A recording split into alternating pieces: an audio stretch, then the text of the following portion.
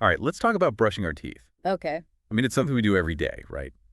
But how often do we really stop and think about the how and the why and what kind of toothbrush we're using? You're absolutely right. It's one of those things that becomes so routine, we often just go through the motions without giving it much thought. Exactly. Hmm. So you sent over some really interesting stuff about manual versus electric toothbrushes. And it turns out there's a whole lot more to consider than just what feels good in your hand. There really is. It might seem like a simple choice, but the science behind effective brushing is surprisingly complex. So that's what we're diving into today. We're going to look at how effective different types of toothbrushes actually are based on the research you shared, the clinical studies, the expert opinions, all of that. Sounds good. Our mission, if you will, is to kind of extract those key results and insights and what they mean for you, practically, without getting too bogged down in the super technical research details. That's a great approach because I think sometimes those details can feel a bit overwhelming, and it's helpful to just get to the heart of what matters most for our daily lives. It's funny, isn't it? It's this age-old debate, Yeah. electric versus manual. And it seems like your sources are saying that there's not necessarily a clear-cut better option, but there are these really interesting nuances that could, influence how we approach our oral health every day. Yeah, it's those nuances that I think are particularly fascinating because they can really help us make more informed decisions about what's going to work best for each of us as individuals. Absolutely. And that's what we're going to focus on today, right? Like, Right. what are those practical outcomes? Yeah, What does the science really tell us about what works? exactly. At the end of the day, what did the research actually show in terms of tangible benefits for our oral health? Okay, so let's start breaking this down. I guess the first thing we should look at is, when we talk about overall plaque and those gum issues like gingivitis, it seems like a big takeaway is that both manual and electric toothbrushes can be effective at reducing those things Right. if if you're using them correctly. Yeah. Sources like Admire Dentistry and the Office for Science and Society, they seem to agree on this, right? Like, Yeah. this kind of basic foundation of brushing itself is a good thing. Yeah, Yeah, that's a really important point. Like the act of regularly and properly brushing your teeth is the crucial factor here. It's the foundation of good oral hygiene. right, right. And there's a study you sent over. I'm just going to read the title here. It's called A Comparison of the Efficacy of Powered and Manual Toothbrushes. And it kind of shows this, right? They found that both groups, people using manual brushes and those using powered brushes, they both had a significant reduction, and they actually call it a highly significant reduction in gum inflammation, plaque, and just their overall oral hygiene scores over the 6 weeks of this study. Hmm. That's pretty compelling evidence that consistency in your brushing routine really does make a difference, regardless of which type of brush you're using. Yeah, that's great news for everyone who brushes their teeth, right? Absolutely. But there's another layer to that study that I think is really interesting. When they compared those two groups directly, like at the end of those 6 weeks, they actually found a highly significant reduction in plaque, specifically between the two groups. And this time it actually favored the electric toothbrush. Oh, interesting. So while both types of brushing clearly helped, the electric toothbrush seemed to give people a bit of an edge when it came to getting rid of plaque. Okay, so that's where things start to get really interesting, right? Yeah. Because it's like, okay, the act of brushing is good, but maybe electric toothbrushes can give you a little boost in actually removing plaque. Hmm. And I know the Admire Dentistry folks and that article you sent, here's why you should be using an electric toothbrush. They both kind of point to this idea that, studies do suggest that electric toothbrushes tend to remove more plaque and reduce the chance of getting gingivitis. And they think it's because of the way the bristles move.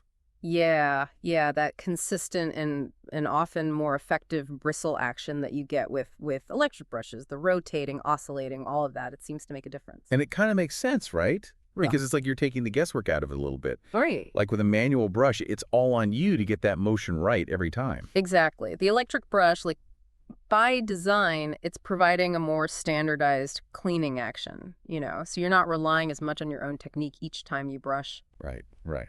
And I think we saw that reflected in another one of the studies you sent over, the one called Clinical Comparison of an Electric-Powered Ionic Toothbrush and a Manual Toothbrush. Oh, yeah, that one was really interesting.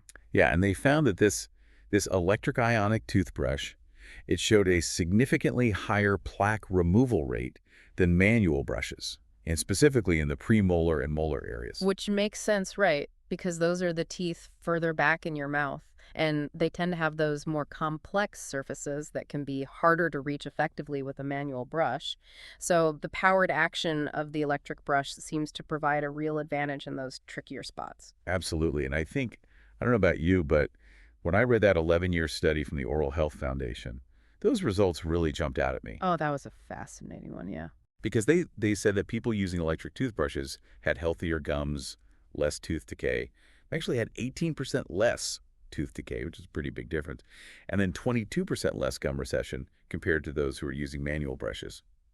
So it's like, wow, this is the long game, right? It's like Yeah. using an electric toothbrush over time can really make a difference in your overall oral health.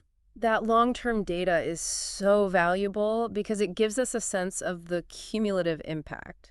It's not just about immediate results, it's about how those benefits add up over time and contribute to a healthier mouth in the long run. Right, right. It's not just about the brushing motion itself. A lot of these electric toothbrushes come with features that, kind of help boost their effectiveness. Things like the timers, which ensure that you're brushing for a full 2 minutes. Oh, the timers are a game changer, honestly. I know I'm guilty of rushing through it sometimes if I don't have a timer going. Yeah, I think a lot of us are. It's so easy to underestimate how long 2 minutes actually is when you're focused on brushing. But that timer takes all the guesswork out of it and ensures you're dedicating enough time to cleaning your teeth properly, which is, like we said, one of the areas where manual brushing can sometimes fall short. Exactly. And then some models have those pressure sensors. Oh, yeah, those are fantastic for protecting your gums and tooth enamel. They basically alert you if you're pressing too hard, which is something a lot of people do without even realizing it. Yeah, I've been guilty of that too.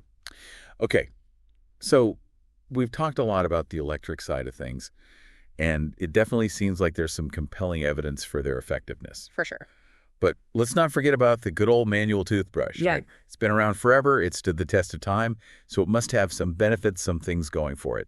And sources like Meyer Dentistry and the Office for Science and Society, they both mention, kind of the obvious pluses. Yeah. They're less expensive. You can find them anywhere.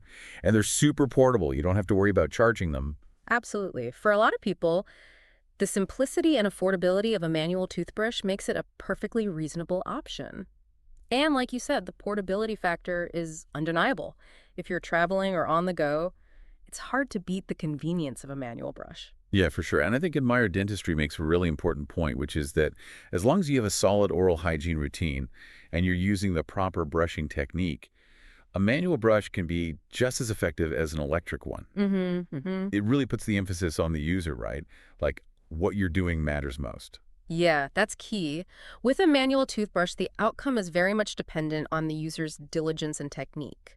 You have to be mindful of brushing for the full 2 minutes, using the right amount of pressure, and making sure you're reaching all those nooks and crannies of your teeth.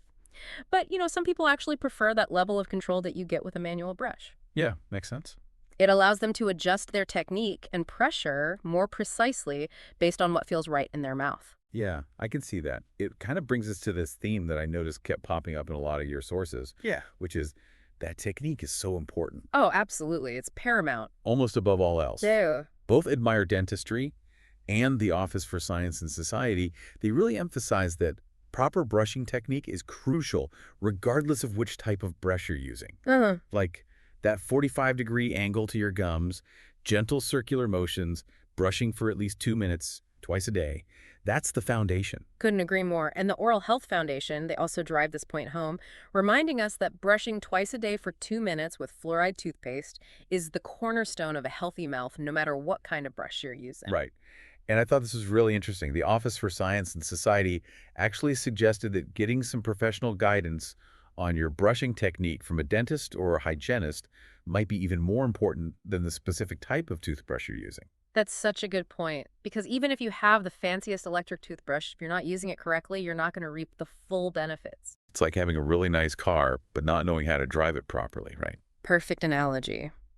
Okay, so I think one of the big takeaways here is that, even if you're using a manual toothbrush, if you can get some personalized tips from a dental professional on how to really brush effectively, that can make a huge difference. Absolutely. Those little tweaks to your technique can go a long way.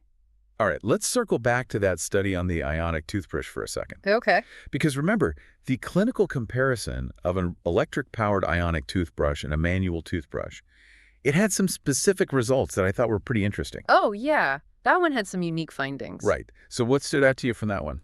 Well, the main takeaway was that this electric ionic toothbrush was significantly more effective at removing plaque in those hard-to-reach areas, Right. specifically the premolar and molar areas compared to the manual brush. Mm. But, and this was interesting, they didn't actually find a significant difference in plaque removal on the front teeth, the central incisors. Oh, really? Why do you think that is? It's hard to say for sure, but, maybe it's because the front teeth are generally easier to access and clean effectively with either a manual or electric brush, whereas the back teeth, with their more complex shapes and positions, that's where the powered action and the ionic technology might really come into play and make a difference. Makes sense.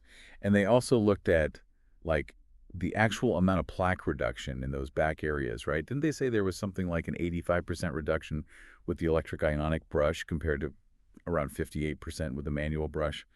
That's a pretty big gap. Yeah, it is. And they specifically highlighted the fact that the reduction of plaque between the teeth in those posterior regions, those back areas, was notably higher with the ionic powered brush. Okay, that's pretty significant. It is. And based on those findings, they concluded that this type of toothbrush could be a really useful tool for removing plaque and helping to prevent dental problems that are caused by plaque buildup, especially in those areas that are harder to clean. It seems like it could be a good option for people who struggle with plaque in those areas. Definitely. It's something to consider, for sure. All right, so we've looked at the benefits, the studies, the techniques, but what about the downsides? Are there any downsides or things that people should be aware of with either type of toothbrush? Well, yeah, there are some practical considerations. It can't all be sunshine and roses, right? Right, exactly. And admire dentistry and that here's why you should be using an electric toothbrush article. They both mention that electric toothbrushes tend to have a higher upfront cost, and then you also have the ongoing cost of replacing those brush heads, which can add up over time. Right, right. And of course, you have to charge them, which can be a bit of a hassle, especially if you're traveling. Yeah, the charging thing can be a bit inconvenient, especially if you're someone who travels a lot or forgets to plug things in. Definitely. And, I can imagine that for some people, the sensation of the electric toothbrush vibrating in their mouth might take some getting used to. It might even be uncomfortable for someone. Yeah, that's true. For people with sensitive gums or certain sensory sensitivities, those vibrations might not be ideal. And speaking of things to be aware of, even those researchers in the ionic toothbrush study, they mentioned a couple of limitations to their findings. Oh, yeah. What were those? Well, they acknowledged that it was a single-use study. So they were only looking at the immediate effects of one brushing session. They weren't looking at long-term effects over time. Mm-hmm. Makes sense. And the participants were a very specific group. They were all healthy, young dentists, so their results might not necessarily generalize to the wider population, people of different ages, different health conditions, and different brushing habits. It's just something to keep in mind. Yeah, that's a really important perspective. So having looked at all of this research, all of these different perspectives, Yeah. what do you think is the most important takeaway for our listener today?